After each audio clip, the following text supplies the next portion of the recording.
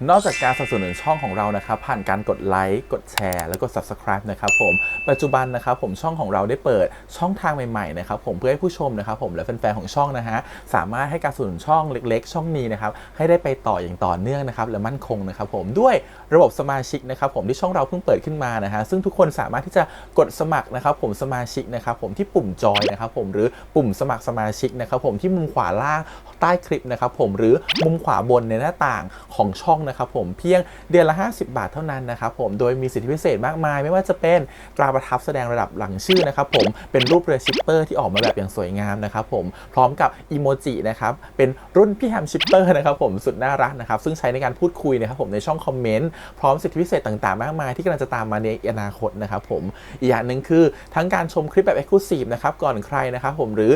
โอกาสที่จะได้ทำกิจกรรมต่างๆร่วมกันในอนาคตนะครับผมก็สำหรับสมาชิกเท่านั้นนะครับผมที่เก็บสิทธิ์นี้เอาไว้ให้กับทุกๆท่านนะครับแต่หากระบบสมาชิกยังไม่หนำใจนะครับผมเรายังมีช่องทางอื่นให้สนับสนุนกันนะครับผมไม่ว่าจะเป็นระบบซุปเปอร์แตงนะครับผมซึ่งหากผู้ชมเนี่ยเจอสัญลักษณ์นะครับรูปหัวใจนะครับผมที่มีดอลลาร์ไซน์นะครับผมหรือสัญลักษณ์รูปเงินดอลลาร์อยู่เนี่ยข้างใต้คลิปใดคลิปหนึ่งเนี่ยสามารถที่จะคลิกนะครับผมเพื่อโดเนทนะครับผมแทนคำขอบคุณนะฮะเพื่อเป็นการสนับสนุนช่องได้นะครับหรือจะเป็นการโดเนทนะครับผ่านบัญชีธนาคารนะครับผมซึ่งได้ใส่รายละเอียดเอาไว้แล้วนะครับข้างใต้คลิปนี้นะครับผมเอาไว้ที่คำบรรยายใต้คลิปนอกจากนั้นนะครับผมเรายังได้เปิด Line Open Chat นะครับซึ่งชื่อว่า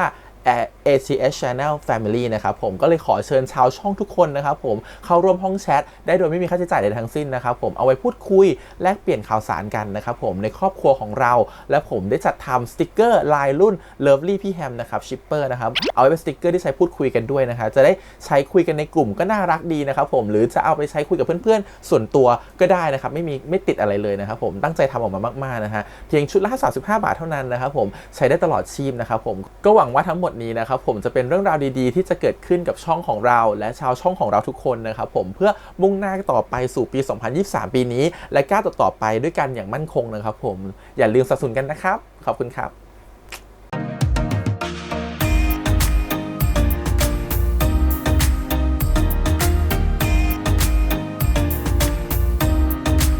สวัสดีครับยินดีต้อนรับเข้าสู่ช่อง ATS Channel นะครับกับพบกันอีกครั้งการ reaction นะผมวันนี้อยู่พี่แฮมนะครับกับการ react ซีรีส์เรื่องวันดีวิทยานะครับผมวันดี Good Day EP ที่2แล้วนะครับ EP แล้วคือดีมากชอบสนุกสนานมากเดี๋ยวมาดู EP ที่2กันดีกว่าว่า EP แล้วเนี่ยพอเขาแบบว่ามีอะไรกันเรียบร้อยแล้วเนี่ย EP นี้เขาจะตกลงกันเป็นแบบ friend with benefit เป็นแบบไหนนะครับผมแล้วมันจะมีความแบบแต่งชุดแบบว่าคอสเพลย์นะครับผมมาแบบว่ามาเพลย์มาเป็นโรลเพลย์นะครับผมมีการแบบว่ามีอะไรกันด้วยตอนเป็นเฟรนด์ไม่เป็นฟิตตรงนี้น่าสนใจมากเดี๋ยวรอดูซิ EP นี้จะน่าสนุกสนานแค่ไหนนะครับกับวันดีพิทยา EP ที่2นะครับผมแล้วก็ฝากไว้ด้วยนะทุกคนกับซีรีส์เรื่องนี้เนาะสนุกสนานมากก็ติดตามกันได้นะครับผมทาง GMMTV นะครับผมโดยเฉพาะการไปดูสดนะครับผมทุกๆคืนวันเสาร์หรือว่าคุณจะย้อนหลังก็ได้นะครับทางวิวนะครับผมก็ติดตามกันได้ก็ก่อนอื่นเลยขอบคุณก่อนทาง GMMTV ที่อนุญาตให้ช่องพี่แฮม reaction ด้วยนะครับเดี๋ยวไปดูกันครับผมกับวันดี Good Day EP ที่2ครับไปเลย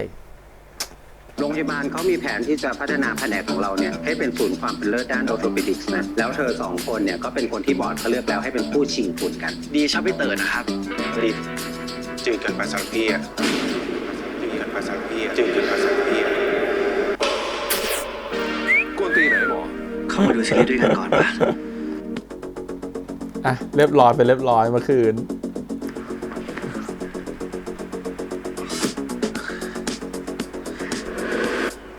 ดีจืดเกินไปสำหรับพี่อะ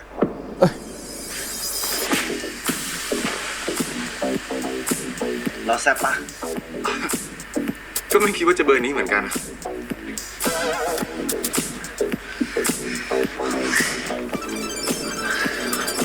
ใครว่าจืดเราแซ่บจริงๆใช่ปะนั่นดิคนอย่างเราจะจืดได้ยังไงวะ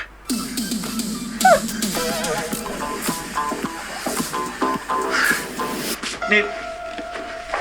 นักมวยยอยักษ์เราชื่อยอยักษ์นั่นแหละเราถามจริงๆนะคนอย่างเราไม่จืดใช่ปะเป็นไรเนี่ยเป็นผู้ชอบโดยคิดย้ำทำหรือไงตอบมาเหอะนะอยากรู้ว่าจืดไม่จืดมันเหลือที่คืนนี้ต้องดื้อฟื้นความทรงจำอีกสักรอบก่อนเดี๋ยวจำได้เป็นโรคความจำสั้นแค่นี้จำไม่ได้ครับยอยักษ์ อะไร จุดเลยนะ ก็อยากรู้ไม่ใช่เรื่องไงว่าตัวเองแซ่บหรือเปล่า ก็ต้องลองก่อน ยอยักษ์ไอ้นักมวยยอยักษ์ มันต้องชิมก่อนว่าจืดหรือไม่จืดมันต้องชิมนิดนึง ยังไงก็ขอบคุณนะที่มาส่ง ไม่เป็นไรอะ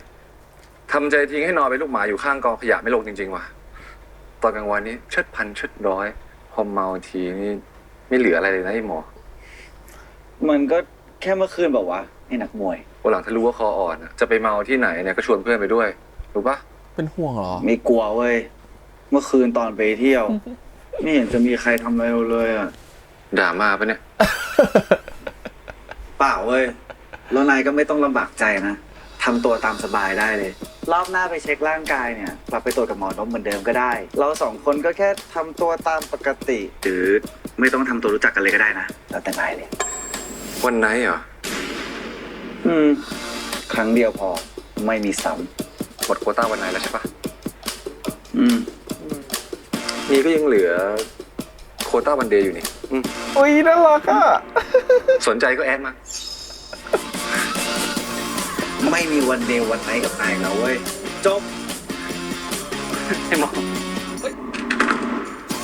ไอ้หมอไอ้หมอปิดประตูใส่หน้าคนอื่นเขาแบบเนี้ยมารยาทปะวะ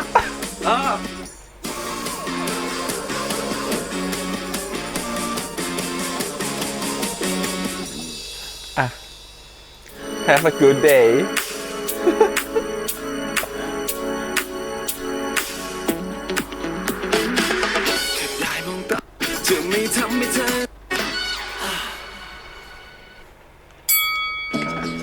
ใครมันจะติดใครมันจะติดใจใครกันแน่ต้องรอดูนะฮะ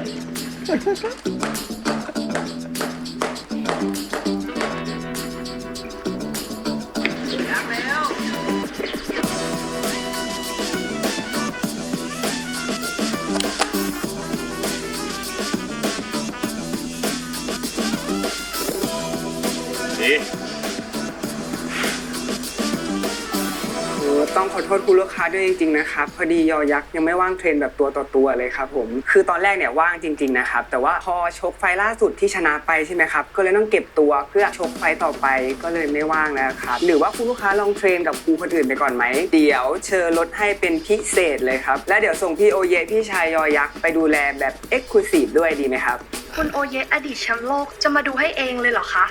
คิดดังนะครับ งั้นตกลงตามนี้นะครับ คิดดัง ขอบคุณที่ไว้ใจค่ายมวยเพชรศึกให้ดูแลนะครับ สวัสดีครับ ชอบมากเลยอ่ะ คุณเชอร์การตลาดยอดเยี่ยม ให้คนอื่นแล้วเหรอ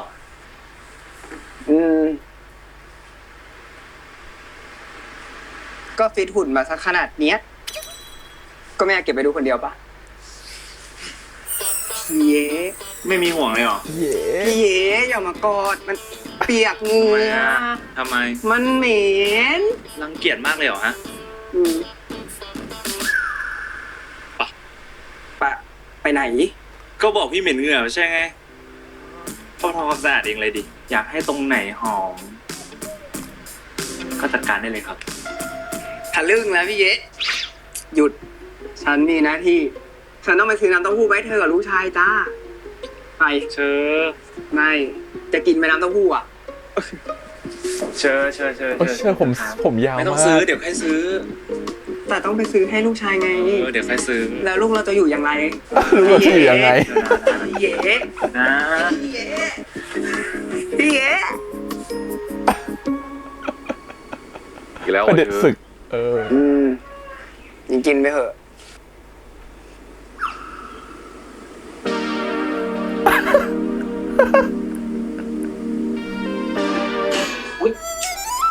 อะไรกันอีกแล้วเนี่ยคู่เนี้ย ลูกค้าบ่นใหญ่เลยนะ ที่ยักษ์ไม่ยอมรับเทรนอ่ะ โทษทีว่ะเชอ ก็แค่เสียดายเงินอ่ะ ช่วงโควิดค่ายเราก็ปิดไปตั้ง2 ปี ช่างมันเถอะเชอ อย่าไปบังคับมันเลย มันชกทีได้เงินคุ้มกว่าเป็นเทรนเนอร์ตั้งเยอะ แต่นี่มันก็เงินไม่น้อยนะเว้ยพี่เอพี่ก็รู้ว่าค่ายเราค่าใช้จ่ายแต่ละเดือนก็หนักอยู่นะ บ่นเก่งนะเราอ่ะ พอได้แล้วเวลาอาหารเช้าเขาไม่บ่นนะครับไอหมอน้อง โทษทีว่ะแค่ตารางซ้อมพี่เย้มงออกแบบให้นี่ก็อย่างแน่นเลยอะ มึงรู้ก็ดีละกูออกตารางให้มึงแน่นขนาดนี้มึงยังหนีเที่ยวได้เกือบทุกคืน ออกไปเรียนไปติวค่ะ ไม่ได้เที่ยวทุกคืน ไม่ได้ แล้วเมื่อ ติว คืน ค่ะ ไปไหนมา ก ลับมาเช้าๆเลยนะ นั่นดิ วาสนาใครนอ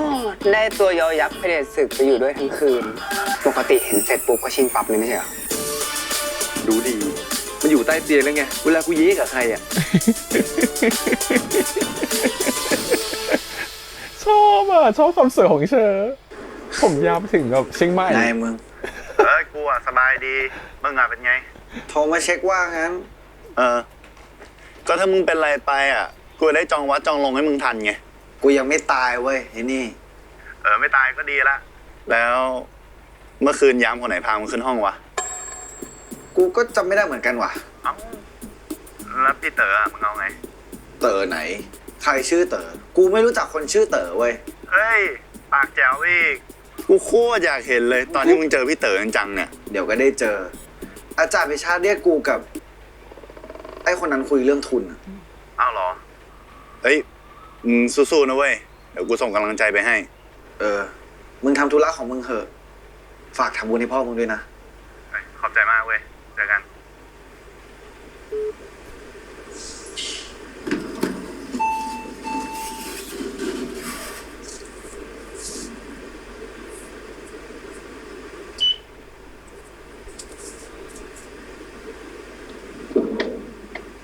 ใคร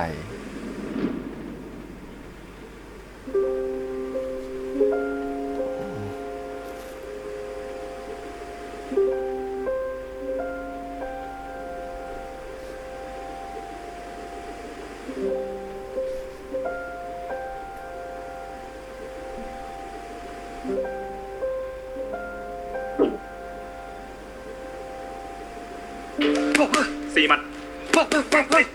1 2 ฮุกยับมายับมาเฮ้ยเดี๋ยวนี่ไหล่มึงเป็นไงบ้างวะ ดีขึ้นละ วันนี้ว่างใช่ปะเข้าไปกายภาพที่โรงพยาบาลด้วยนะโอเคไหม ก็ได้ ว่างพอดี มาแปลกว่ะวันนี้ไม่โยกโย โยกโยกมาครับ ก็มาดีต่อการชกของน้องไงครับพี่เย้ โอ้โหเร็วน้องขึ้นมาเลยนะมึงอ่ะ มาต่อ4 หมัด 1 2 ฮุกดี1 2ลงมาไอ้ยักษ์มึงไม่ต้องห่วงนะกูโทรไปแจ้งโรงพยาบาลแล้วว่าให้เปลี่ยนกลับไปหาหมอคนเดิมไม่เอาหมอที่มึงบอกอ่ะชื่ออะไรนะวันดีปะฮะทำไมวะมีอะไรปะวะ ไอ้เย้ ทำไม ทำไมมึงทำอะไรไม่บอกกันก่อนวะ ก็กูก็บอกมึงอยู่นี่ไงทำไมอ่ะ โอ้ย เฮ้ยมึงจะไปไหน หาหมอเจ็บไหล่ ซ้อมต่อไอ้ยักษ์เอ้าไอ้น้องนี่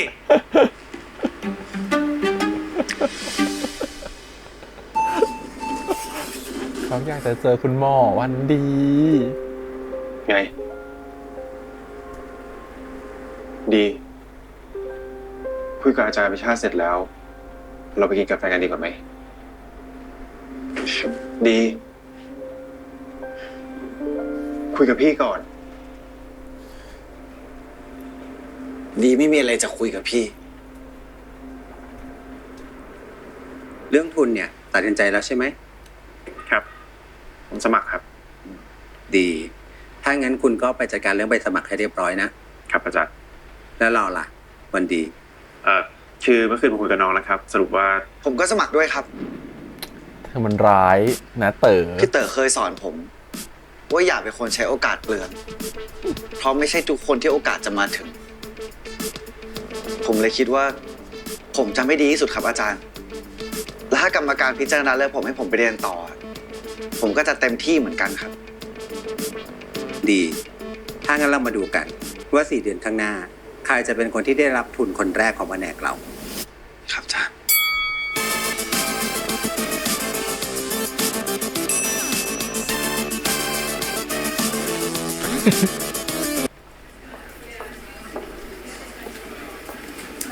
สวัสดีค่ะคุณยอยักษ์วันนี้มีนัดตรวจและกายภาพกับหมอนพนะคะ อ้าวแล้ว หมอคนที่ตรวจผมคราวก่อนนะครับ ชื่ออะไรนะครับ อ๋อ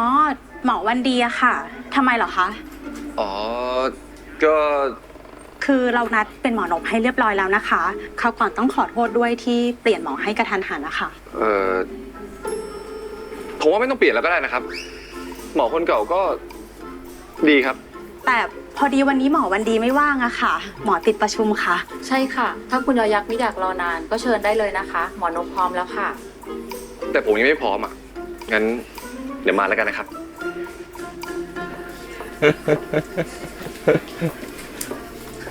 ดีคุยกับพี่ก่อน ปล่อยดีพี่ พี่เต๋อปล่อย พี่เต๋อปล่อยดี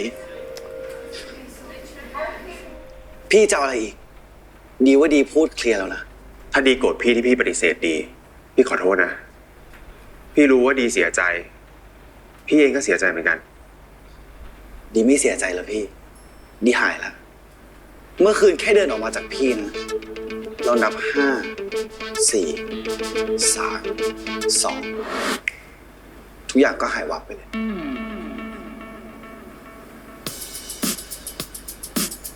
เรารู้จักกันมานานมาก พี่รู้ว่าดีของพี่ไม่ใช่คนแบบนี้ พี่เต๋อไม่รู้จักดีหรอก เหมือนที่ดีเพิ่งรู้ ว่าดีก็ไม่รู้จักพี่เต๋อเลยเหมือนกัน เราไม่จำเป็นต้องทะเลาะกันแบบนี้นะ ดี ตอนนี้พี่กำลังโฟกัสเรื่องทุน เอาไว้ถ้าเกิดว่าพี่เรียนจบแล้ว เราค่อยมาคุยเรื่องนี้กันใหม่ดีไหม เรื่องอะไรพี่เต๋อ ก็เรื่อง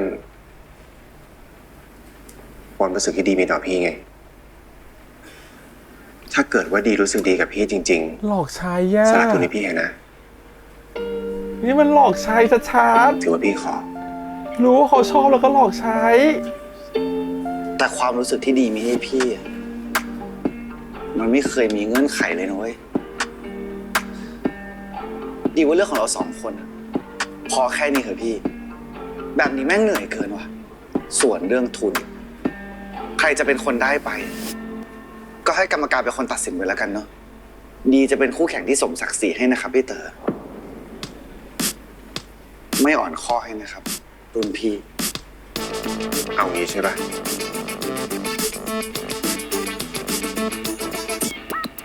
ตามนั้น วันนี้จะอายุเท่าไหร่เนี่ยถึงเป็นหมอออโทได้เนี่ยพี่กว่าจะจนหมอออโทไม่ได้ง่ายนะ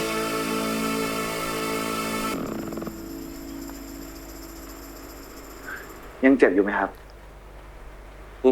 ก็มี30 บวกอะ นึกว่าทำเรื่องเปลี่ยนหมอไปแล้วซะอีกครับ ก็ไม่อยากเลือกมากกับสปอนเซอร์ หมอ โดยรวมก็อาการดีขึ้นเยอะแล้วนะครับ สงสัยเมื่อคืน ได้ยาดีม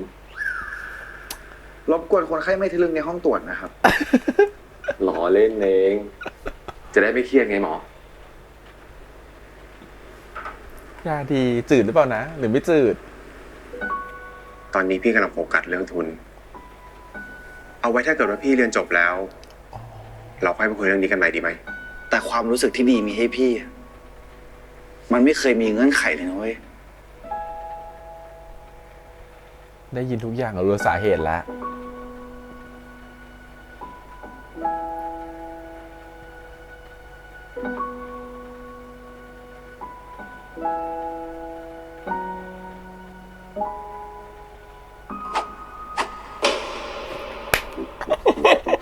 ปากกาน่าใช้ดีเนาะ เป็นไรอะ ป้าก็แค่ชอบปากกา อยากจะฟิลเป็นห่วงเขา หมอทำใบนัดครั้งหน้าให้เรียบร้อยแล้วนะครับ โอเค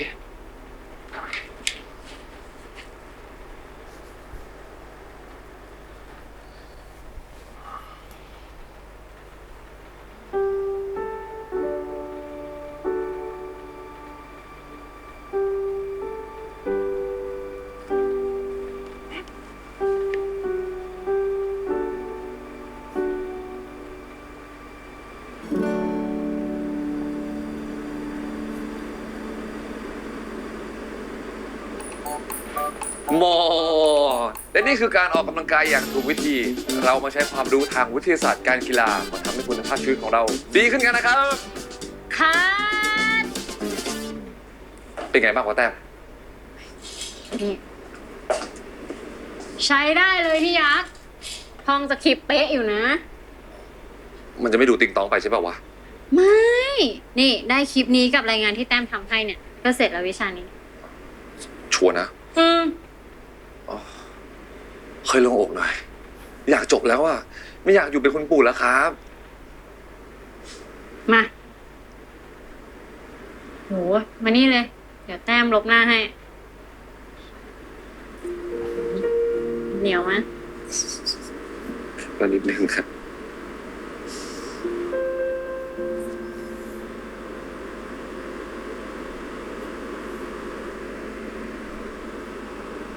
ไอ้แต้ม หืม แกช่วยพี่แล้วอะถ้าแกมีอะไรให้พี่ช่วย แล้วพี่ช่วยได้ บอกมาได้เลยนะเว้ย ฟรีเปล่า ดิ เยี่ยม งั้นเตรียมตัวไว้เลย มีให้ช่วยเพียบ ไอ้นี่ เปิดช่องให้นิด เอาใหญ่เลยนะ อยู่แล้ว แกนี่เข้มแข็งดีเนาะ พี่ยังไม่เคยเห็นแกร้องไห้หรือว่าดราม่าอะไรให้เห็นเลยสักครั้งอะ ร้องไหมอ่ะ ร้องแล้วเหนื่อย เอาจริงๆ ฉันก็ทั่วไปแหละพี่ ไม่มีใครเข้มแข็งได้ตลอดหรอก ทุกคนก็มีจุดอ่อนที่มาทริกเกอร์เราทั้งนั้นแหละ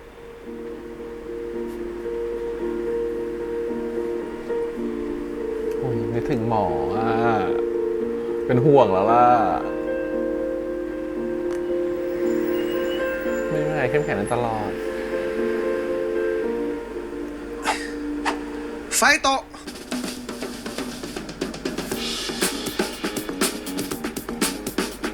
พี่ชอบดีนะ แต่พี่ชอบดีแบบพี่น้อง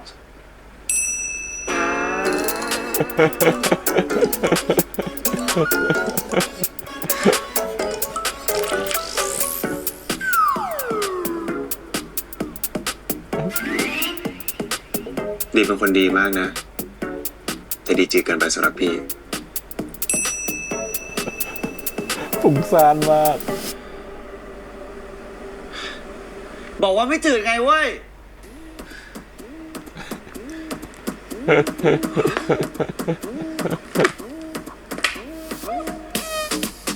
เอาอีกแล้วเอาอีกแล้วเอาอีกแล้ว ออกไปเทสระบบอีกแล้ว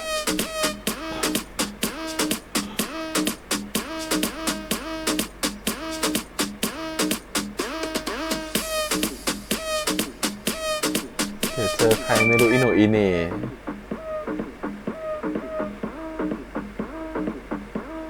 เฮ้ยซ่ามากนะมึงอ่ะ พรุ่งนี้ทำงานต่อ รู้แล้ว นี่มึงเป็นเพื่อนหรือเป็นพ่อกูกันแน่เนี่ยฮะ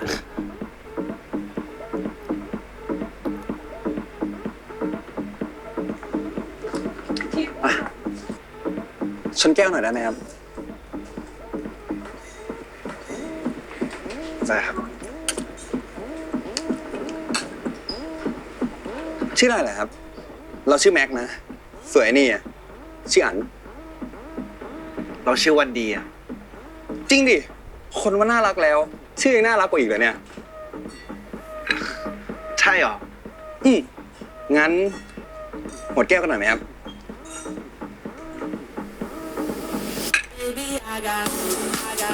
และภาวะจิตใจที่มันมั่นคงมันอ่อนแอ มันก็จะโดนหลอกอะไรได้ง่ายอ่ะ โทษนะครับ ทำงานที่ไหนล่ะครับ เป็นหมอครับ แล้วทำที่ไหนล่ะครับ ที่โรงพยาบาลครับ เป็นหมอก็ต้องทำงานที่โรงพยาบาลอยู่แล้วหรือเปล่าครับ ใช่ครับ มาละ นี่ครับ ใส่อะไรลงไปหรือเปล่าอ่ะ งั้นหมดแก้วรอบดีกว่านะครับ เหมือนใส่อะไรลงไปแน่เลยอ่ะ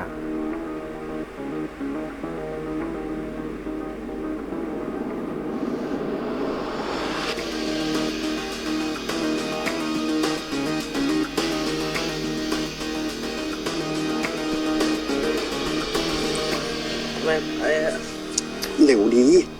คออ่อนชิบหาย แดกไม่เท่าไหร่ไม่พับละ นั่นน่ะดิ มึงแจ้งลงในกลุ่มยัง ว่าคืนนี้เตรียมตัวดูของเด็ดได้เลย เรียบร้อย มีคนโอนเงินมารอดูเพียบเลยว่ะ ตายแล้วโดน ไปเร็ว พวกแก๊งแบบว่า ไม่ไป พาเป็นไลฟ์แล้ว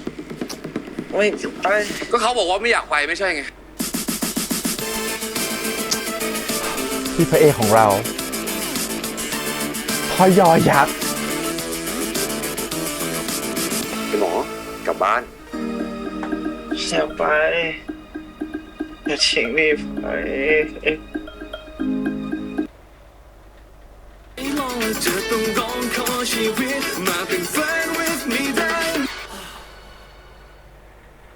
เลือกสูตรที่ใช่เพื่อผิวที่ชอบจากจุฬาเฮิร์บ ไปลูก ไม่ไป ก็เขาบอกว่าไม่อยากไปไม่ใช่ไง มึงใครเนี่ย อย่าเสือกดิ วางเด็กกูลง เด็กมึงที่ไหนไม่งมาคนเดียวเว้ย 5 4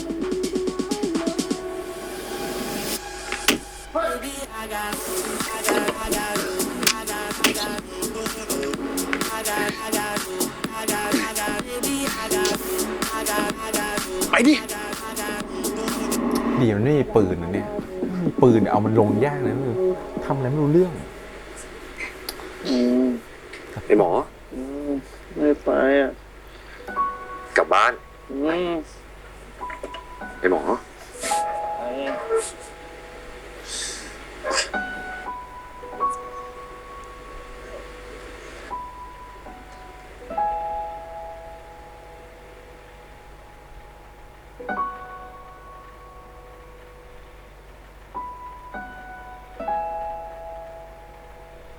ไป รู้เป็นใครเธอก็ศพเขาเลยนะวันเดย์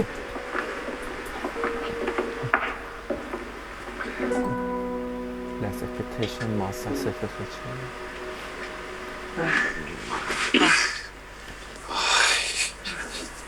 โอ้ยตายแล้ว แค่ลดความคาดหวังคุณก็จะมีความสุขมากขึ้น ร้อน เฮ้ยหมอ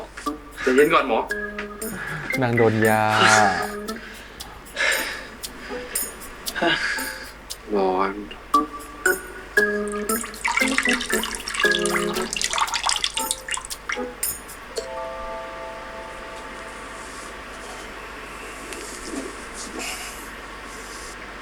อ๋อ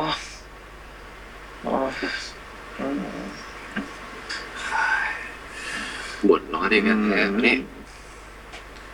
มันไม่ได้ร้อนแบบนั้นไงลูก มันร้อนข้างในลูก ก่อนไปนอนเลยนะไป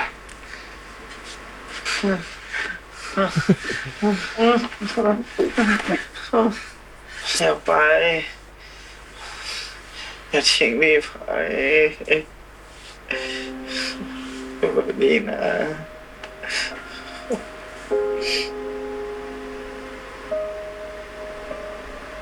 ไม่มีใครเข้มแข็งได้ตลอดหรอก เป็นแบบนี้นะ ทุกคนก็มีจุดอ่อนที่มาทริกเกอร์เราทั้งนั้นแหละ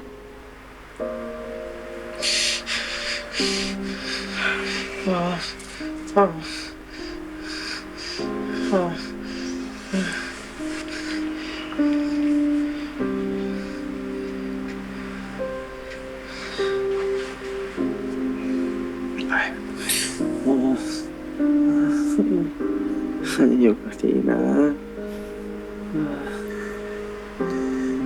คือสุดท้ายก็คือ ไหล่ซ้ายหายไหล่ขวาเป็นต่อจากไม่ใช่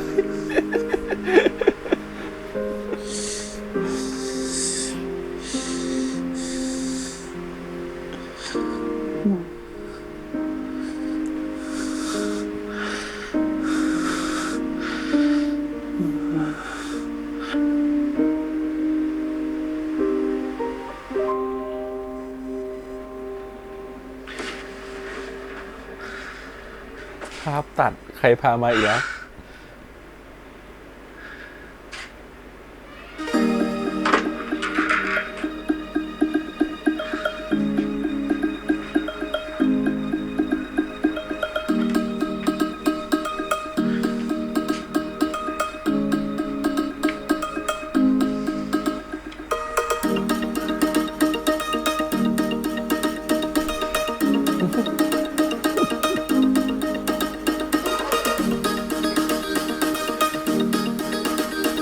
รู้ใช่ไหมว่าใครทำ 1 2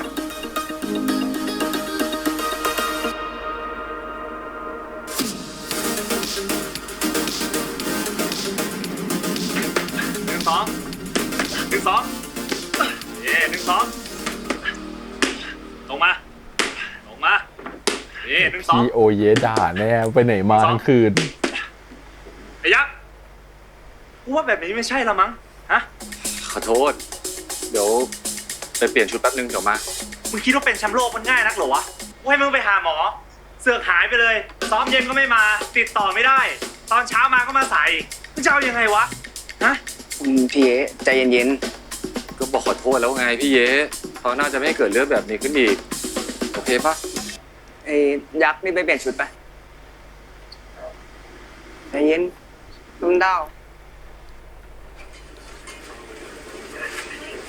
ฉันว่าหมอเต๋อต้องได้ทุนแน่นอนใช่ไหมคะทุกคน ใช่ไหมคะคุณหมอ ค่ะ พี่เต๋อ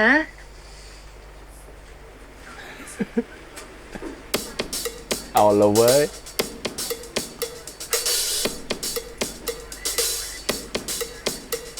ทางคณะกรรมการมีมติว่านอกจากคะแนนสอบข้อเขียนแล้ว จะให้เวลาพวกเธอ 4 เดือน คิดทำแคมเปญอะไรในแผนกของเราก็ได้ สุดท้ายแล้วเนี่ยบุคลากรของโรงพยาบาลของเราแล้วก็คนไข้ พยาบาล จะช่วยกันโหวตคะแนนส่วนเนี้ยคิดเป็น 70% บุคลากรคือ 70% เลยเหรอ สลับตอนเนี้ยยังทันนะดี มาถึงขนาดนี้แล้วอะถ้าดีหันหลังกลับ ก็หมาดีครับพี่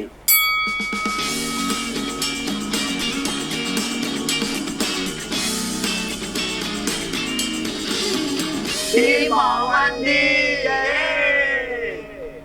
พยาบาลแบ่งสองพวกชัดเจนมาก ขนมเค้กน่ากินค่ะ คุณเจ้าของร้านที่รวยที่สุดในโลก เสิร์ฟพี่เลย ค่ะ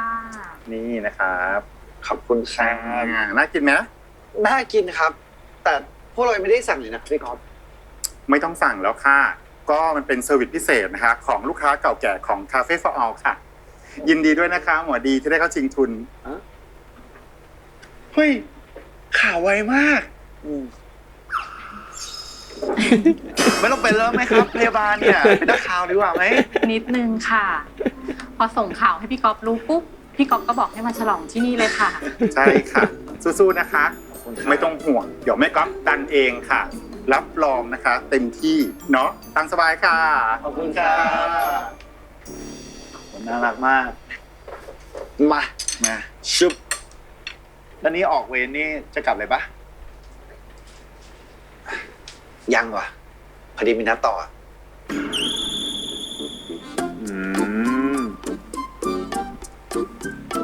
กินดิฉลองกัน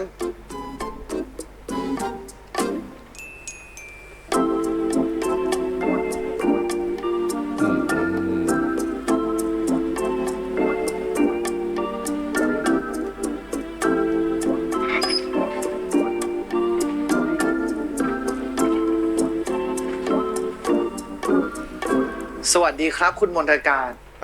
อ้าววันดีอ่ะหอบอะไรมาเยอะแยะ ซื้อมาฝากเพียบเลย เฮ้ยไม่ต้องหรอกฉันอยากกินอะไรฉันก็กดแอปสั่งเองเป็นอย่าง ช่างเป็นคำขอบคุณที่ไพเราะจริงๆเลยนะครับด้วยความยินดีครับ คิดถึงย่าจังเลยอ่ะเมื่อก่อนที่นึง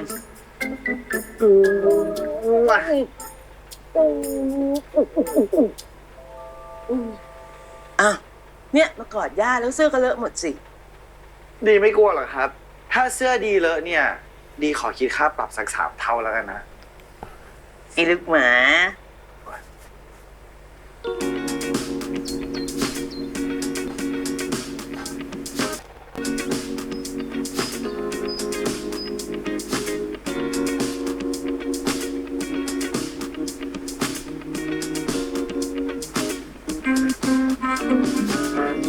เป็นไงบ้างอะช่วงเนี้ย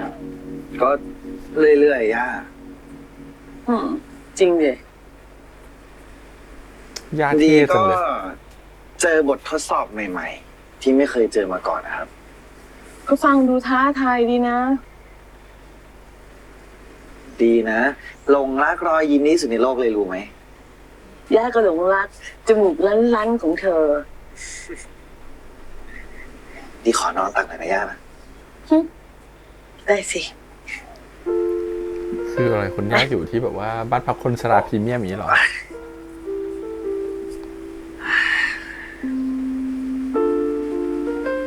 คุณมนทการ อืม คุณมนทการว่าพ่อกับแม่อยู่บนนั้น จะคิดถึงเราบ้างไหมครับ คิดสิเขาต้องคิดถึงเราอยู่แล้ว ถามทำไมอ่ะเหงาอยู่คนเดียวอ่ะ เหงาอะไรอะย่างานที่โรงพยาบาลยุ่งจะตาย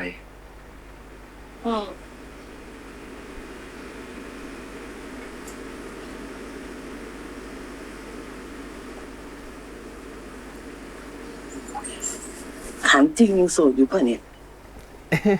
อย่า อยากให้เธอ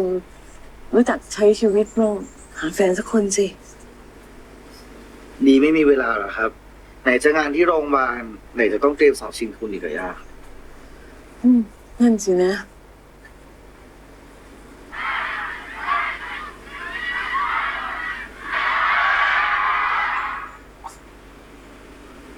มันหนักเหมือนกันนะเนี่ย ดูมวยอะเดี๋ยวนี้ นิดนึงอะย่า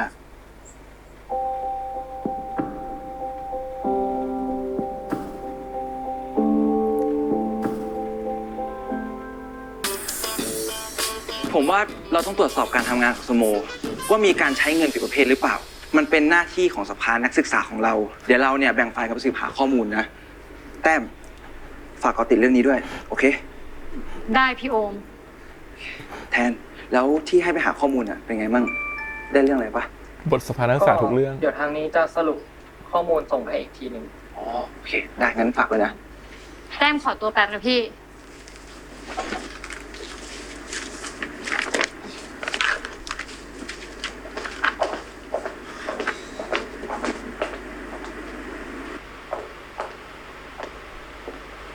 อันนี้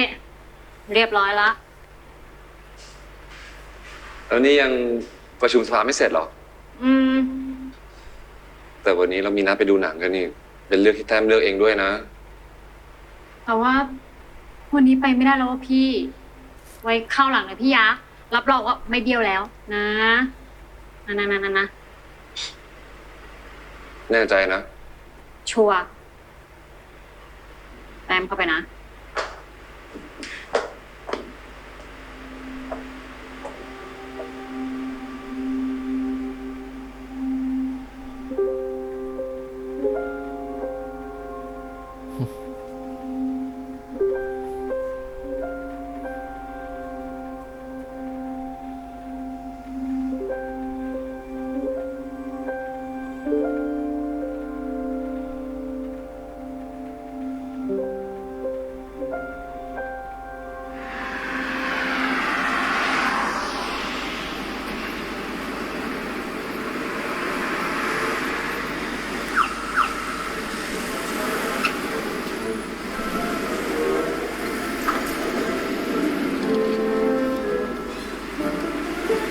กวนตีนนะหมอ เดี๋ยวนี้เปลี่ยนอาชีพจากนักมวยเป็นคนเล่ร่อนหรอ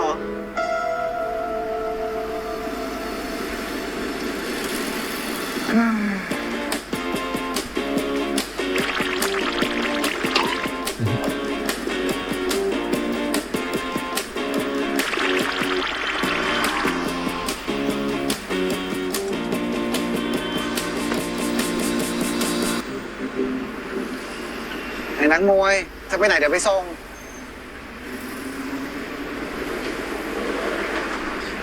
บอกว่าจะไปไหนเดี๋ยวเราไปส่งให้ ไม่รู้ดิ ไม่รู้เหมือนกันว่าจะไปไหนอะ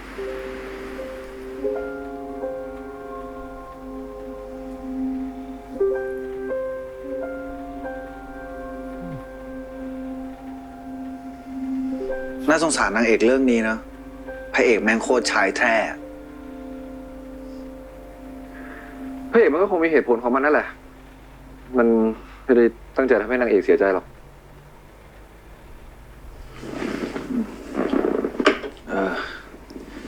มานั่งกินเบียร์ห้องเราอะ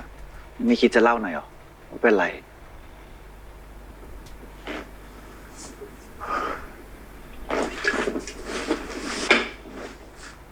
เดี๋ยวไม่ถามเราก็ได้ แค่จับตัวมันก็ต้องล้มลงมาเป็นโมเมนต์ตลอดคืออะไร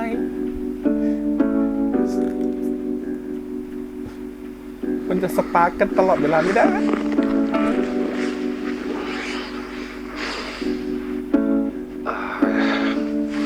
เปลี่ยนเรื่องดีกว่า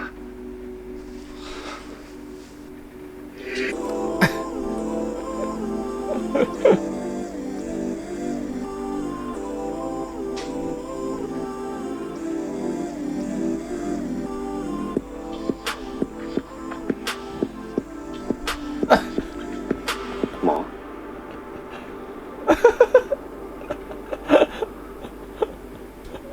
เอากันปะ เอาเงินปะ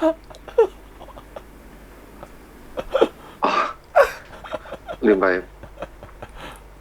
หมอไม่เอาซ้ำกับคนเดิมนี่เนาะเราเป็นแค่วันไนท์สแตนกันนี่ไม่เป็นไร งั้นเรากลับก่อนแล้วกัน หมอก็ไม่เคยหรอก หมอก็พูดไปอย่างนั้นแล้วว่าตัวเองแซ่บ เดี๋ยว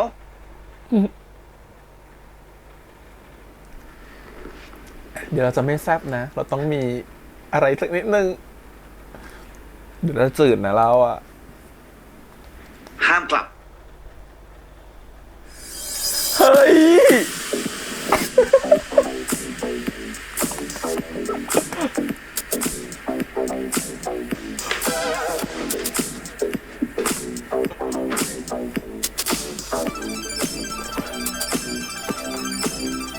หาว่าเราจืดไม่ได้เลย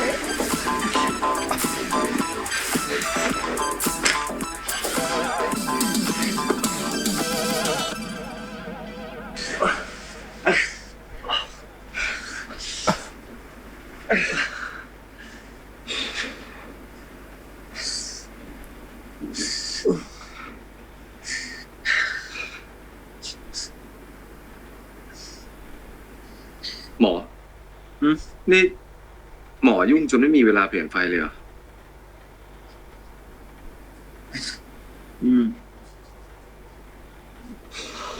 นาย เราสองคนมาเป็นเฟรนด์วิดเบเนฟิตกันไหม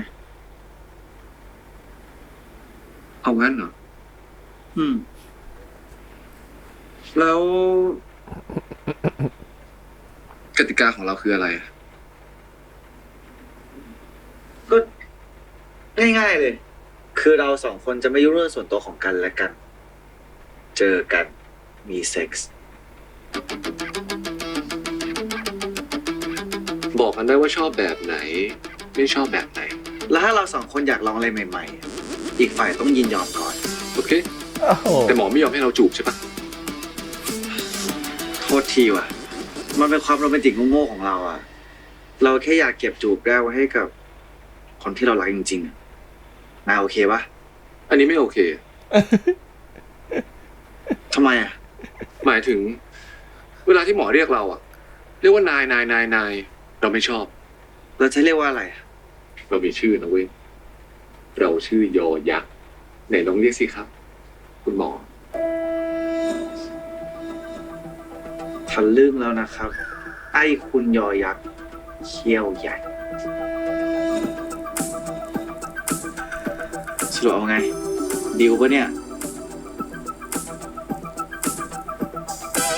โอเคดีลแต่ว่า ขออีกรอบได้ปะคือเมื่อกี้เราชอบเสียงคลางของหมอมากเลยอะขออีกรอบหนึ่งแต่ช่วยคลางให้มันหนักกว่านี้ได้ปะ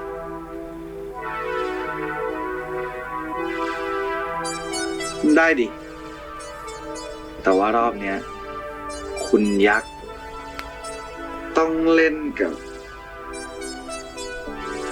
ให้นานอีกหน่อย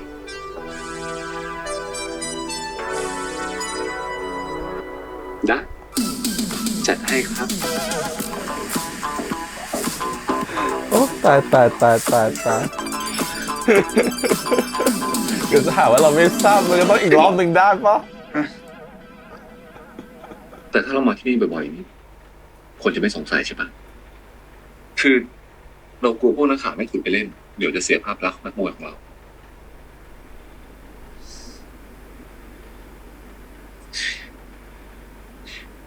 งั้นลองวันทีนี้ดูดิ เฮ้ยมึงเป็นรปภต้องแต่งตัวเรียบร้อยหน่อย ทุกครั้งที่นายมาหาเรา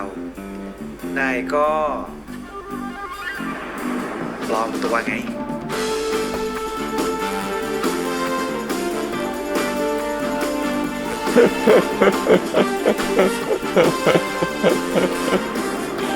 เป็นโลเพลย์ไปในตัว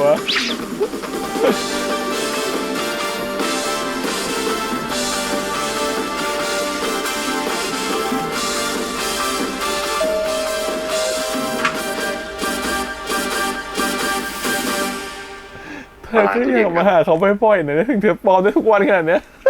มันล้างให้สะอาดเลยครับ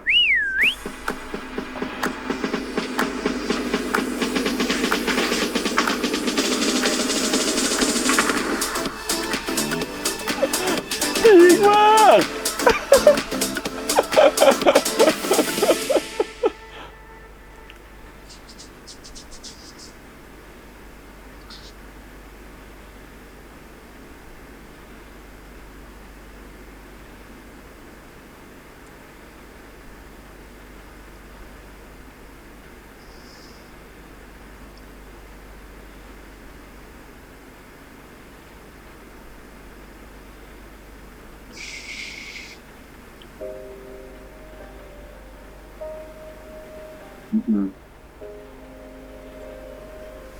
เกรดหุ่นดีมาก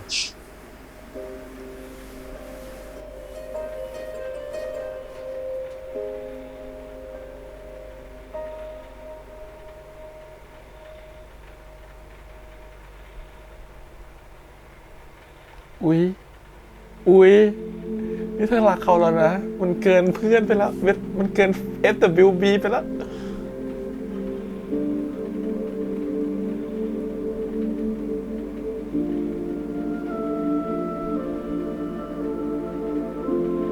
หมอไม่ยอมให้เราจูบใช่ปะ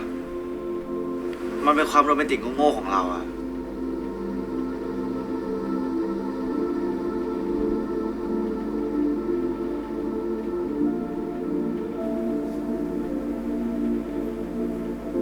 แบบนี้ได้ไหม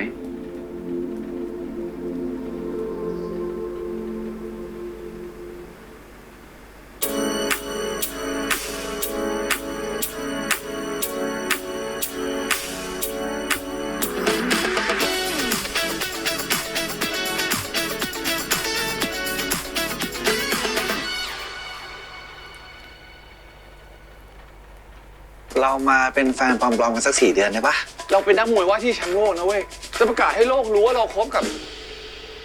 มันก็หลายวันแล้วปะที่นายไม่ได้มาดูซีรีส์ของเรา เลิกยั่วเราได้แล้ว เราจะยอมเป็นแฟนมุมปลอมกับหมอถ้าใน5 นาที หมอต่อยเราได้1 ถามเลยดิ เรื่องแฟนปลอมทำไมต้องเป็นเรา อ่ะโอเคครับตอนที่2นะครับผมสุดท้ายก็ตกลงเป็น Friend with Benefit กันเรียบร้อยแล้วเนาะก็คือมากกว่าความว่า One Night Stand ไปแล้วคือเปิด EP มาเขาบอกเขาต้องเป็น One Night Stand แหละเหมือนจะมีอะไรกันเรียบร้อยแล้วเขารู้สึกว่าเขาไม่ชอบการมีคนซ้ำไม่ชอบมีอะไรกับคนที่แบบซ้ำแล้วอะไรเงี้ยมันก็จะเป็นความแบบว่านิดนึงของคุณหมอวันดีนะฮะแต่จริงๆคุณหมอวันดีจะมีความเป็น innocent หน่อยๆเนาะเหมือนจะเป็นการเปิดโลกครั้งแรกด้วยสำหรับการมีเซ็กส์เนาะรู้สึกว่าตัวเองมันไม่ได้จืดขนาดนั้นเว้ยตัวเองมันก็แซ่บนะเว้ยโชว์ความถามย้ำว่าเอ้ยฉันแซ่บหรือไม่แซ่บอะไรแบบนี้นะสุดท้ายก็บอกอ่ะไม่แซ่บจะหรือจะแซ่บเราก็ต้องลองชิมก่อนถึงจะรู้ถูกปะแต่พอชิมแล้วก็คงจะแบบว่าคำตอบคือมันไม่จืดแหละมันแซ่บแน่นอนเพราะฉะนั้นก็คืออ่ะแต่เรื่องมันก็ดันจบเป็นวันไนท์สแตนด์สุดท้ายตัวของวันดีเองเนี่ยก็เหมือนกับแบบมันจะมีความแบบตัวจิตใจของหมอวันดีมันเหมือนกับเขายังหาร่องหารอยไม่ได้ว่าฉันต้องทำตัวยังไงกับสิ่งที่เขาโดนปฏิเสธจากคุณหมอเต๋อนะฮะสิ่งที่มันเกิดขึ้นคือมันทำให้เขาเสียศูนย์อยู่พอสมควรนะถึงแม้เขาจะมีอะไรกับตัวของยอยักษ์ไปแล้วก็จริงแต่มันก็รู้สึกว่าเขาก็ยังรู้สึกว่า มันเหมือนกับมีความไม่มั่นคงในความรู้สึกอยู่ แม้จะประกาศตัวไปว่าฉันจะเป็นคู่แข่งหมอยอยักษ์เนาะในงานขอทุนครั้งนี้อะไรเงี้ยคือยอยักษ์ก็แบบก็น่าหวั่นไส้นึงแหละคือพยายามจะรู้เขารู้อยู่แล้วว่าตัวของวันดีชอบเขาก็เลยพยายามจะเหมือนกับว่าพูดปลอบประโลมหลอกล่อให้วันดียอมยกทุนหรือยอมยกสิทธิ์นี้ให้เขาเนาะแล้วก็เหมือนกับว่าพี่โฟกัสแต่เรื่องนี้นะเดี๋ยวขอให้จบกับเรื่องทุนไปก่อนพี่ไปเรียนต่อเมืองนอกกลับมาเราค่อยคุยกันว่าเราชอบกันหรือเปล่ามันคือเหมือนกับแบบดึงเชงถ่วงเวลาแล้วใช้เราเป็นเครื่องมือในการทำให้เขาว่าไต่ไปสู่ดวงดาวมันไม่ใช่ปะมันเหมือนถูกหลอกฉะนั้นถ้าวันดียังยอมต่อไปมันก็เหมือนคนโง่เพราะฉะนั้นมันก็ต้องไม่ยอมมันก็ต้องอย่างนั้นมันก็ต้องสู้เพื่ออะไรบางอย่างอย่างน้อยศักดิ์ศรีของเรามันก็ต้องมีถูกปะก็เลยที่จะสู้แล้วก็ชิงทุนนะครับผมแต่พอตอนนั้นสู้เนี่ยมันก็เหมือนต้องตั้งใจเรียนเนาะแต่ภาพของพี่เขาพี่เต๋อก็ยังวนเวียนอยู่รอบๆตัวเรายังเหมือนทำให้เราสับสนวุ่นวายอยู่แบบนั้นนะมันไม่มีอารมณ์กระจิตกระจายอยู่กับเนื้อกับตัวเท่าไหร่เพราะรู้สึกว่ามันยังเหมือนกับเป็นแผลสดอะมันเหมือนถูกบอกเลิกสดๆมันยังไม่สามารถที่จะฮีลใจฮีลลิ่งได้แบบนั้นจนด้วยสไตล์ของวันดีมันเหมือนกับฉันจะ move on ได้ก็ต่อเมื่อฉันคงต้องแบบมีความรู้สึกกับใครใหม่หรือฉันรู้สึกว่าฉันไปโฟกัสที่เรื่องอื่นแทนแต่ตอนนี้มันยังโฟกัสกับอะไรไม่ได้เลยวันไนท์สแตนก็เพิ่งจบไปยอยักษ์ฉันก็ไม่ได้สนใจอะไรสุดท้ายก็เลยเลือกที่จะไปผับเพื่อจะรู้สึกว่าฉันมันก็ไม่ได้ห่วยนะเว้ยฉันมันก็รู้สึกว่าฉันมีดีนะเว้ยมันก็จะเป็นความรู้สึกของการที่พยายามจะพิสูจน์อะไรบางอย่างอยู่ดีว่าฉันมันไม่ได้เป็นคนกระจอกฉันเป็นคนที่แบบว่ามันแน่มันโอเคอะไรเงี้ยซึ่งพอเป็นแบบนั้นเนี่ยมันก็เลยกลายว่ามันเป็นการไปเปิดช่องให้กับคนที่ไม่หวังดีจะทำร้ายเขาอะนะฮะด้วยความที่ตัวเขาเองก็คออ่อนไม่มีเพื่อนมาด้วยนะครับผมแล้วก็รู้สึกว่าฉันเก่งฉันเอาตัวรอดได้ฉันอยากจะทำในสิ่งที่รู้สึกว่าฉันพิสูจน์ตัวเองว่าฉันแซ่บพออะไรเงี้ยโดยการที่ทำโดยที่ไม่ได้รู้เลยหรือมีความแล้วเขารู้เรื่องเกี่ยวกับเรื่องพวกเนี้ยน้อยมากมันทำให้สุดท้ายแล้วเขาก็เกือบจะโดนวางยาและหลอกอะนะที่รู้สึกตัวร้อนๆตอนมานอนหรือตอนที่ในห้องเนี่ยก็คือแสดงว่าเขาโดนยามานะครับผมอาจจะเป็นยาแบบก็ปลุกเซ็กหรืออาจจะเป็นยาบางอย่างที่เขาทำให้รู้สึกว่าเขามีอารมณ์ทางเพศสูงขึ้นอะไรเงี้ยเพราะพวกนั้นจะจับเขาไปทำเหมือนกับถ่ายคลิปโป๊ะเนาะแล้วก็ไลฟ์ถ่ายคลิปโป๊ะอะไรอย่างงี้ซึ่งพอเป็นแบบนี้เนี่ยมันก็เลยกลายว่าสุดท้ายยอยักษ์ก็เลยมาช่วยเพราะยอยักษ์เนี่ยตามเขาตั้งแต่โรงพยาบาลแล้วตั้งแต่เห็นดูเขาสู้กับหมอเต๋อเรียบร้อยนะครับผมรู้สึกว่าโอเคก็ไปตรวจกับเขาตรวจเขาเสร็จแล้วคงจะตามมาเรื่อยจนถึงมาถึงที่ผับแล้วก็ช่วยเอาไว้ได้นะครับแล้วก็พามาถึงห้องนอนพอพามาถึงห้องนอนเนี่ยตัวเขาก็มันรู้สึกว่าตัวเขาร้อนเนาะนู่นนี่นั่นเนาะตัวของยอยักษ์ก็รู้สึกว่าเขาเทคแคร์ดูแลแล้วมันทำให้รู้สึกว่ายอยักษ์อ่ะเขาได้มีการคุยกับเพื่อนของเขานะครับซึ่งเพื่อนของเขาเนี่ยตัวแต้มรักเนี่ยก็เหมือนกับมีประโยชน์หนึ่งที่เป็นประโยคสำคัญใน EP นี้มากว่าบางครั้งคนเรามันก็มีทริกเกอร์พอยต์นะว่ามันเป็นจุดสำคัญที่เป็นจุดเปลี่ยนของชีวิตที่ทำให้รู้สึกว่าเราก็เป๋ได้เหมือนกันเราก็ไม่เป็นตัวของตัวเองเราก็เสียศูนย์ได้เหมือนกันอะไรเงี้ยซึ่งเวลาเราเจอคนที่เป็นแบบนั้นบางทีมันรู้สึกว่าเราก็ว่ะบางทีคนเราก็มีจุดแบบนี้เหมือนกันเนาะเราก็รู้สึกสงสารเขาเพราะเราแอบได้ยินเขาตั้งแต่ตอนที่เขาคุยกับหมอเต๋อที่บันไดหนีไฟแล้วว่าตัวเขาเองรู้สึกว่าเขาก็ต้องแบบต้องสู้แม้ตัวเขารู้สึกว่าตัวเขาจะเสียศูนย์จากความที่เขาสูญเสียความรักหรือความคาดหวังในความรักกับหมอเต๋อไปแล้วอย่างเงี้ยตัวของยอยักษ์เองก็รู้สึกสงสารตัวของวันดีแหละมันก็เลยเก็บความสงสารนั้นมาแล้วยังเห็นการที่วันดีมาทำร้ายตัวเองในการที่ไปเที่ยวผับแม้ตัวเองจะคออ่อนเพื่อที่ต้องการจะเรียกร้องความสนใจหรือเพื่อจะพิสูจน์ว่าตัวเองมันไม่ได้แย่ขนาดนั้นมันต้องมีดีในสายตาของใครบ้างที่เห็นฉันอะไรเงี้ยแต่เป็นนั้นไปผิดที่ผิดทางนิดนึงพอไปแบบนั้นเนี่ยตัวยอยักษ์เองก็รู้สึกก็สงสารคนนี้ก็รู้สึกว่าเขากำลังเผชิญกับจุดทริกเกอร์พอยท์ที่โดยปกติคนเราจะไม่เป็นแบบนี้หรอกแต่เพื่อมันเป็นจุดที่เขาเสียใจอย่างมากมันถึงทำตัวแบบเหลวแหลกแบบนี้อะไรเงี้ยพอตรงนั้นเขาเลยสงสารดูแลเทคแคร์ก็กอดนอนจนถึงเช้านะครับผมเราก็ทำอาหารทิ้งทำชงกาแฟทำอาหารเช้าให้กินแล้วก็ติดไปด้วยว่ามากินด้วยนะเสร็จแล้วเนี่ยก็เรื่องราวมันก็ผ่านไปเนาะตัวยอยักษ์เองก็เสี่ยงที่จะโดนโอเยนะครับด่าเพราะว่าตัวเยเนี่ยเขาก็จะด่าว่ายูทำไมยูแบบว่าไม่มาซ้อมมวยนู่นนี่นั่นเนาะบอกว่าจะไปหาหมอกายภาพสมัยถึงแบบกลับมาแล้วก็หายไปเลยอะไรเงี้ยหายไปทั้งคืนสุดท้ายก็ไปงัดกับพี่อีกนะครับผมซึ่งพี่ก็งงว่ามันเกิดอะไรขึ้นกับตัวของยอยักษ์กันแน่ซึ่งคนที่สังเกตได้เหมือนจะเป็นเชอนะแต่เขาไม่ได้โฟกัสขนาดว่าเชอสังเกตได้แค่ไหนแต่เหมือนเชอจะสังเกตความผิดปกติอะไรได้บางอย่างสุดท้ายเนี่ยมันก็เลยเรื่องมันเกิดต่อมาตรงที่ว่าตัวของวันดีแม้จะรู้สึกว่าโอเคมีคนมาเทคแคร์ไม่รู้แหละคนนั้นคือใครมันก็มีภาพคุ้นๆลางๆแหละว่าอาจจะเป็นตัวของยอยักษ์ก็ได้มันก็เลยเหมือนกับรู้สึกว่าต้องเป็นยอยักษ์แน่ๆเพราะฉะนั้นถ้าเจอยอยักษ์อีกก็อยากจะดูแลเขาอยากจะพาเขาไปส่งถึงห้องหรือถึงบ้านเนาะทีนี้ตัวยอยักษ์เองเนี่ยก็ไปมหาลัยแล้วก็ไปเจอว่าแต้มรักอยู่กับเพื่อนแล้วรู้สึกว่า นี่คือโลกของเขาอ่ะเหมือนเขากำลังเจอคนที่มันเหมาะกับเขาแล้วเราอ่ะไม่ใช่นัดที่เขาต้องการมันไม่ใช่เวลาเขาไม่ได้ยกเวลาสำคัญมาให้กับเราแสดงว่าจริงๆเขาไม่ได้มองเราเป็นแบบคนที่มากเกินกว่าจะเป็นเพื่อนกันอะไรเงี้ยมันทำให้ตัวเขารู้สึกว่าโอเคในมุมของเขาอ่ะจังหวะเนี้ยที่เขารู้สึกว่าเขาชอบคนนึงมาตลอดอ่ะแล้วคนคนนั้นไม่ได้ชอบเรามันคงไม่ต่างกับคนที่เขารู้สึกก็คือเขาเห็นสิ่งที่วันดีเป็นอยู่ตอนนี้มันเลยเหมือนกับ1เข้าใจวันดีมากขึ้น2คือก็เป็นทริกเกอร์พอยต์ของเขาเหมือนกันเป็นจุดเปลี่ยนแปลงความรู้สึกของเขาเหมือนกันว่าแบบจริงๆแล้วเราก็อยากจะไปกับคนนี้ไปต่อกับแต้มรักแต่ว่าเราก็ไปไม่ได้แล้วความรู้สึกคือมันก็เสียส่วนเหมือนกันที่คนที่ฉันรักหรือคนที่ฉันแอบชอบมาตลอดมันดูจะไม่มีความหวังต่างคนต่างเสียส่วนนะฮะแต่สุดท้ายปุ๊บพอตอนเดินอยู่บนแบบริมถนนก็คือมาเจอกับวันดีที่ขับรถมาผ่านพอดีก็ชวนกันไปที่ห้องเนาะแล้วก็ไปดูหนังนู่นนี่นั่นแล้วก็อารมณ์มันก็เกิดความพุ่งพล่านมันก็เกิดเพราะรู้สึกว่าอย่างน้อยๆเนี่ยในมุมของวันดีเนี่ยยอยักษ์ก็คือคนที่เขาเป็นแบบมีเซ็กซ์ด้วยแล้วรู้สึกว่ามันแบบทำให้เขารู้สึกว่าเขาอะพิเศษทำให้เขารู้สึกว่าเขาแซ่บนะเว้ยเขาไม่ได้จืดนะเว้ยเราว่าทำไมตัวนี้มันพิเศษยังไงเพราะว่าการที่พอมันมีอะไรในจังหวะที่เขารู้สึกเสียศูนย์เนี่ยแล้วคนนั้นเข้ามาเติมเต็มอะไรบางอย่างหรือสร้างความมั่นใจให้บางอย่างมันจะมากกว่าความชอบไปแล้วครับมันไม่ใช่ความชอบในความที่จะแบบจะมีเซ็กซ์ด้วยแต่เป็นการที่คนนี้ทำให้เรารู้สึกดีในระดับที่ลึกมากๆเพราะรู้สึกว่าเราสูญเสียกับความเป็นตัวเองไปมากหรือว่าเรารู้สึกว่าเราไม่เป็นตัวเองเลยแต่คนนี้กลับทำให้เรารู้สึกว่ากลับมามั่นคงได้เหมือนเดิมทำให้เรารู้สึกว่าเราเป็นตัวเองมากขึ้นแล้วว่าภาวะแบบนี้มันทำให้รู้สึกว่าเขามาเติมเต็มในจุดที่เราลึกมากๆหรือส่วนที่เราขาดแล้วมันลึกอยู่มากๆแล้วพอมันเติมเต็มจากส่วนที่ลึกมากๆทำให้รู้สึกว่าเราก็ผูกพันกับเขาแล้วรู้สึกว่าอยากจะสานสัมพันธ์กับคนนี้ต่อแต่ยังไงดีแหละฉันก็โปรยไปแล้วว่าวันไนท์สแตนเนาะใจมันก็อยากจะลองใจมันก็อยากจะยื้อเขาไว้ใจก็อยากจะอยู่กับเขาก็ถอดเสื้อซะเลย เพราะจริงๆเขาก็เปิดมาแล้วว่าเราลองมันมีอะไรกันอีกไหมถูกปะเพราะตัวเองยอยักษ์เนี่ยเขาคล้ายกันนะตัวยอยักษ์เองเนี่ยจะเหมือนกับว่าเขาก็เสียสูญมาเหมือนกันแล้วเขาก็รู้สึกว่าเขาก็ต้องการใครสักคนแล้วคนนั้นที่รู้สึกว่าทำให้เขาแฮปปี้ได้หรือมีความสุขได้เนี่ยก็คือตัวของวันดีเหมือนกันแล้วมันบอกความที่เขาเอ็นดูวันดีเพิ่มขึ้นมาจากการที่เขารู้สึกว่าเขาสงสารคนนี้มันเลยเหมือนกับมีอารมณ์ของความรู้สึกดีในตัววันดีมากกว่าการที่เป็นแค่เรื่องเซ็กส์เหมือนกันข้อจังหวะมันมาพร้อมๆกันนะครับมันก็เลยปึ้งแล้วก็มีเซ็กส์กันนะครับผมสุดท้ายก็คือมันก็อยากจะไปต่อมากกว่านี้แล้วไม่ใช่อยากจะเป็นแค่วันนัดแซนแล้วก็เลยตกลงกันเป็น friend with benefit กันพอเป็น friend with benefit กันเนี่ยเราก็จะเห็นความน่ารักของตัวละครอย่างยอยักษ์นะเพราะเขาก็มีชื่อเสียงเนาะเป็นนักมวยเนาะแต่เขาจะเสียชื่อเสียงได้ก็เลยเลือกที่จะเอาไงดีนะถึงจะขึ้นมาหาเขาได้ตลอดก็คือปลอมตัวมาจากเป็นโรลเพลย์แต่โรลอาจจะเป็นคุณยามบ้างคนส่งของบ้างคุณทำความสะอาดพื้นบ้างอะไรแบบนี้ชอบคนบอกว่าช่วยมาความสะอาดห้องฉันให้มันสะอาดหน่อยสิตัวนี้ก็เป็นจุดที่แบบน่ารักของซีรีส์นะครับสุดท้ายตัวละครก็พอมันมีอะไรกันก็ถูกมันก็จะไปไกลกว่านี้แล้วเพราะ EP หน้าเนี่ยตัวอย่างจะเห็นว่ามันไม่ได้แค่เฟรนด์ไม่ได้เฟรนด์แล้วอยากจะขอเป็นแฟนปลอมๆด้วยแล้ว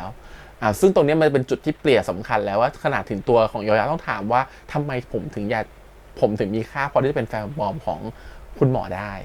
ก็ต้องรอติดตามตอนใน EP หน้านะว่าเป็นยังไงทีนี้เรารู้สึกว่าตัวละครมีลำดับความรู้สึกเหมือนกันนะเราจะเห็นว่าจริงๆความรักมันเกิดขึ้นแล้วในตัวของคน2คนเนาะแต่มันจะไม่ใช่เป็นความรักที่เหมือนกับแบบโอ้โหยังไม่รู้ตัวหรอกว่ารักหรือเปล่าหรือนี่คืออะไรแต่มันมีความเป็นรักที่เซ็กส์ปนๆกันไป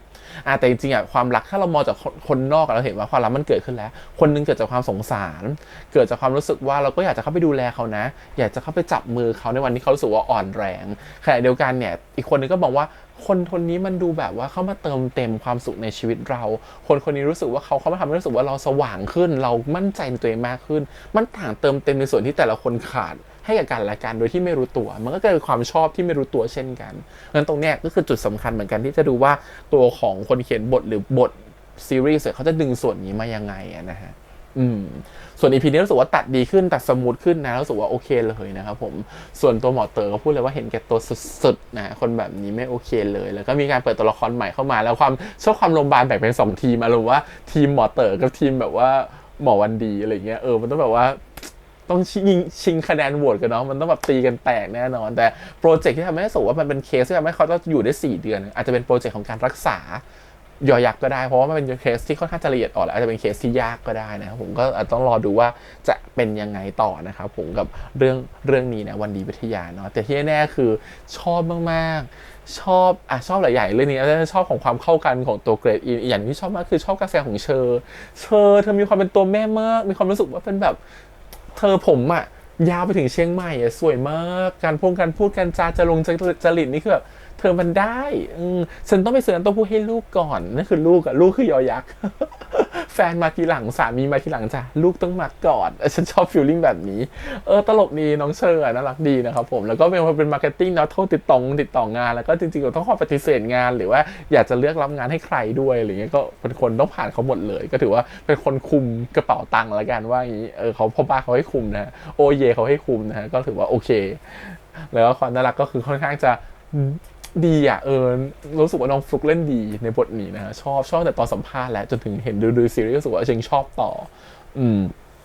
โอเคก็รู้สึกว่า EP เนี้ยประมาณนี้อีกเรื่องที่อยากจะพูดคือชอบความสัมพันธ์ของย่ากับตัวของวันดีพานั้นทำให้เห็นว่าวันดีเขาอยู่เป็นหลานคนเดียวมาตลอดเขาอยู่โดดเดี่ยวมาตลอดเขาเป็นซิงเกิลเขาเป็นคนโดดเดี่ยวพ่อแม่เขาเสียไปนานแล้วเงี้ยมันเลยเหมือนเขาต้องทำทุกอย่างด้วยตัวเองมาตลอดพอเขาเป็นหมอมันเลยเหมือนทุกอย่างมันไม่ฟุ้งซ่านไงมันก็อยู่งานหมอมันเยอะเนาะนู่นนี่นั่นแต่พอตอนนี้จังหวะที่เขาอยากจะก้าวข้ามมาเป็นเหมือนกับคนที่รู้สึกว่าอยากจะมีความมั่นใจมากขึ้นหรืออะไรแบบนี้มันเลยเหมือนกับการที่เขาเป็นคนโสดมันเลยเหมือนกับการที่เขาแบบมีเวลาที่จะอยู่กับตัวเองเยอะขึ้นพออยู่กับตัวเองไปนานๆเข้ามันรู้สึกว่าเขาก็ไม่มีใครเหมือนกันที่มาเติมเต็มความรู้สึกนั้นในจังหวะที่เขาเป็นหมออยู่มันทำให้เขารู้สึกว่าเขาไม่ได้ต้องการใครแต่พอความรู้สึกของการที่จังหวะความเป็นหมอตัวนี้มันเริ่มแบบสั่นคลอนเพราะว่ามันต้องมีการแข่งขันเข้ามามันมีความรู้สึกว่าที่ฉันเป็นหมอเพราะฉันตามรักเขาแต่คนที่ฉันรักเขาไม่รักฉันนั้นความรู้สึกมันเลยเหมือนกับต้องการอะไรบางอย่างที่รู้สึกเสริมความมั่นใจในตรงนั้นมันเลยความเป็นซิงเกิลมันก็อาจจะรู้สึกว่าฉันไม่ต้องเป็นซิงเกิลต่อไปแล้วก็ได้ฉันไม่ต้องมีเวลาเผื่อเป็นหมอแล้วก็ได้ฉันอาจจะอยากจะหาเวลาไปเผื่อความสุขในเรื่องอื่นบ้างแล้วก็ได้เลยชอบที่ย่าบอกว่าเธอควรมีแฟนนะฉันก็ไม่อยากให้เธออยู่คนเดียวหรอกอะไรอย่างเงี้ยแต่สิ่งตอนสถานที่ที่ย่าอยู่เนี่ยเหมือนจะเป็นเหมือนกับที่ผู้ป่วยคนชราหรือสักอย่างหนึ่งมันรู้สึกว่าบ้านพักคนชราแต่รู้สึกว่ามันไม่ได้เป็นบ้านพักคนชราแบบนั้นน่ะมันน่าจะเป็นแบบไฮเอ็นนิดนึงดูจะเป็นเหมือนกับว่าศูนย์รีแฮบหรือศูนย์ดูแลผู้คนสูงอายุอะไรแบบเนี้ยซึ่งค่อนข้างที่จะแบบมีราคาสูงต่อเดือนนะฮะก็เลยไม่แน่ใจว่าเป็นแบบนั้นหรือเปล่าหรือว่าจริงๆแล้วมันไม่ได้เป็นแบบนั้นอะไรเงี้ยก็อยากจะให้เรื่องพูดถึงตรงนี้มากขึ้นเนาะรู้สึกว่าสถานที่ที่ย่าอยู่ค่อนข้างจะเป็นหนุนเป็นที่ที่แบบคนแก่อยู่กันเยอะเลยแม้แต่ว่าเขาอยู่แบบว่าบ้านพักคนชราพรีเมียมหรือเปล่าโอเคก็จริงๆซีรีส์เรื่องนี้มันมีหลายอย่างให้พูดอยู่เหมือนกันเนาะมันมีประเด็นหลายอย่างให้พูดเหมือนกันว่าตัวละครมันคิดยังไงรู้สึกแบบไหนทำไมตัวละครถึงมองเป็นเรื่องแบบนี้อะไรเงี้ยมันมีหลายอย่างที่น่าติดตามก็ต้องรอดูกันต่อไปนะครับว่าจะเป็นยังไงต่อก็วันนี้สร้างความสุขสนานให้มากหัวเราะอักมากๆกับ EP ที่ 2นะครับเดี๋ยวเราต่อ EP 3ว่าจะทำให้เรารู้สึกว่ามีเสียงหัวเราะได้แบบนี้อีกหรือเปล่านะครับผมแต่จริงๆมันเป็นปกติแหละ EP 1มันพีคมากๆแล้วมันก็จะค่อยๆดาวลงมาเรื่อยๆ2 3 4แล้วมันจะกลับมาตอนที่เขาเป็นคนแฟนกันอีกสักเรื่อง EP 5 EP 6อะไรอย่างเงี้ยเพราะฉะนั้นก็จะเป็นจุดที่แบบว่ากรีดกราดกันทั่วบ้านทั่วเมืองอีกรอบหนึ่งโอเคก็วันนี้ประมาณนี้นะครับขอบคุณอีกครั้งฝากกดไลค์กด subscribe นะครับอย่าลืมเสียงทาง YouTube Instagram Twitter แล้วก็ Facebook เดี๋ยวไว้เจอกันใหม่สัปดาห์หน้าครับวันนี้แพทย์ไปก่อนนะครับบ๊ายบาย